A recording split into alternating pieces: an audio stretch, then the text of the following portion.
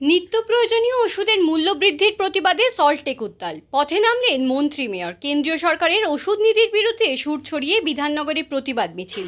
সাধারণ মানুষের দুর্ভোগের চিত্র তুলে ধরলেন সুজিত বসু ও অন্যান্য নেতৃত্ববৃন্দ। কেন্দ্রীয় সরকারের সম্প্রতি ঘোষণায় 900টিরও বেশি অত্যাবশ্যকীয় ওষুধের দাম বৃদ্ধির প্রতিবাদে সল্টলেক জুড়ে তীব্র উত্তেজনা দেখা গেল। বিধাননগর কলেজের সামনে থেকে এই ঘটনার প্রতিবাদে এক বিশাল মিছিল শুরু হয় এবং এই মিছিলের সমাপ্তি ঘটে সল্টলেকের প্রধান কেন্দ্র সিটি সেন্টার 1-এর সামনে। এই মিছিলে নেতৃত্ব দেন বিধাননগর বিধানসভা কেন্দ্রের বিধায়ক এবং রাজ্য দমকল মন্ত্রী সুজিত বোস। এছাড়াও মিছিলে বিধাননগর পৌর নিগমের মেয়র এবং অন্যান্য কাউন্সিলরগণ সক্রিয়ভাবে অংশগ্রহণ করেন। মিছিল শেষে সিটি সেন্টার 1-এর সামনে একটি প্রতিবাদ সভা অনুষ্ঠিত হয়, যেখানে ওষুধ কোম্পানির এই মূল্যবৃদ্ধির সিদ্ধান্তে তীব্র নিন্দা করা হয় এবং সাধারণ মানুষের ওপর এর বিরূপ প্রভাবের কথা তুলে ধরা হয়।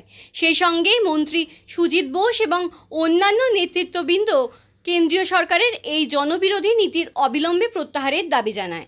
মানুষকে যেভাবে মৃত্যুর মুখে ঠেলে দিচ্ছে, এতগুলো নিত্য প্রয়োজনীয় ওষুধ, যে ওষুধগুলো প্রতিদিন অসুস্থ মানুষকে খেতে হয় এবং সেই ওষুধের যেভাবে দাম বৃদ্ধি হয়েছে, তার ফলে মানুষ যাদের নিত্য প্রয়োজনীয় ওষুধ যেটা না খেলে মানুষের মৃত্যু সম, আজকে মানুষ সেই ওষুধ কেনার তাদের ক্ষমতা নেই। আজকে মানুষকে মৃত্যুর মুখে ঠেলে দিচ্ছে একটা বিজেপি সরকার, যে সরকারের কোনো মানবিক দিক বা মানবিক মুখ নেই।